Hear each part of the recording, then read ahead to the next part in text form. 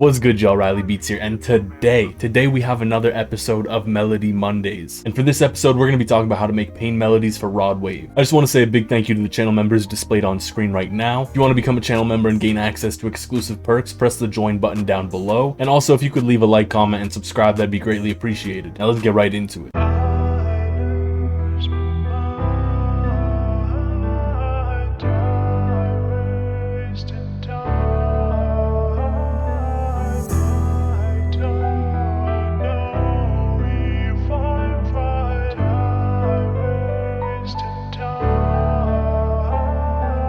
So first, let's talk about instrumentation. A big thing for these melodies is pianos, bass guitars, acoustic or electric guitars, vocal samples, and guitar accents. So for this melody here, I made mine with a piano as the main focus. I have a bass guitar here. I layered a pad in here as well, and I just did that to fill out some space. And I have my little vocal here that I chopped up a tiny bit, and a bunch of accent sounds. So BPM for these kinds of melodies can range quite a bit, but oftentimes you will see some that are higher BPMs, like I have 182 right here. So to start out, you'll want to lay down your bass notes. My bass notes are pretty simple. I'm just going 1, 6, 3, 7, and it's great because the 6 and 7 are points of tension, while the 1 and the 3 are points of resolution.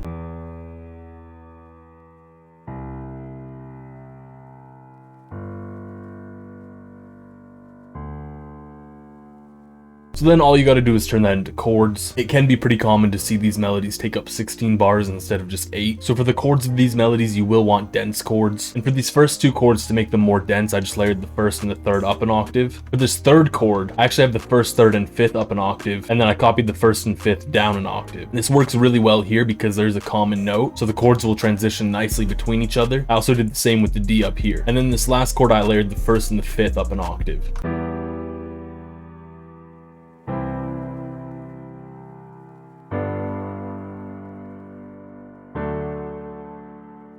So then you'll just want to add some filler notes. For these melodies, you will want to keep it sparse, but mainly keep in mind the filler notes should help transition the chords between one another. And one thing I did here with these filler notes was I only used chord notes, and I did this, one, because it sounded good, and two, to keep the melody from getting too overcomplicated in this section. So instead of having it go all over the place, it stays within the chord and just adds a nice little bit of rhythm. For this next set of filler notes here, having the B play technically makes this imply a 7th chord, which can add a nice jazzy or neutral feel to it, and the A felt like a nice point of transition to this next chord. Then for this next filler note here, I just repeated the B, again trying to keep things sparse. And then for this last chord here, I actually did a combination of everything I've talked about so far. So I tried playing some notes that were within the chord. I played this C here, which implies a 7th chord, and then I have this G here as an embellishment to transition the chords. If you want to learn more about embellishments, you can check out my video linked up above. And then from here, I just copied the 8 bars over.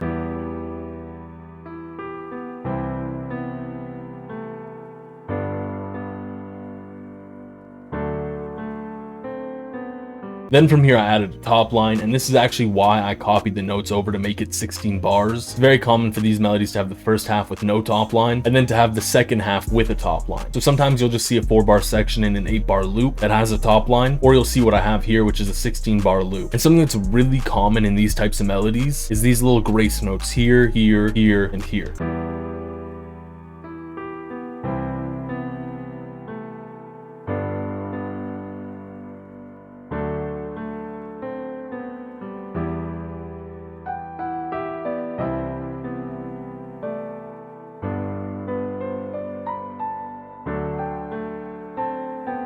So this is where the melody gets super easy. You'll just want to layer the bass notes with a bass. You can make your bass line a little bit funkier, but you don't have to.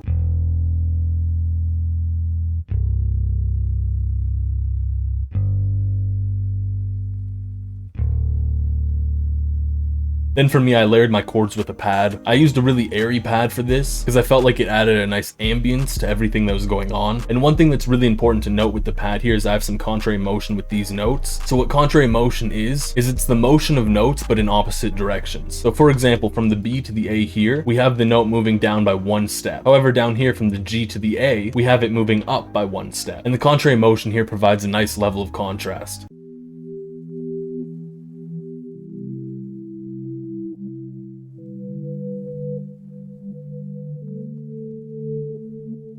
So then from there I found this acapella on Looperman. All I did to it was I pitched it down and stretched the time. As for effects, I did auto-tune it. I threw a limiter on top of it. I cut out a lot of the frequencies I didn't want, and then I added RC20 to give it a vinyl effect. I also chopped it up right around here just to line it up a little bit better. And a cool thing you should definitely do when you're chopping up vocal chops is turn some form of bleeding on so that when it chops, it'll bleed into itself. And this will make your chops a lot smoother and have nicer transitions.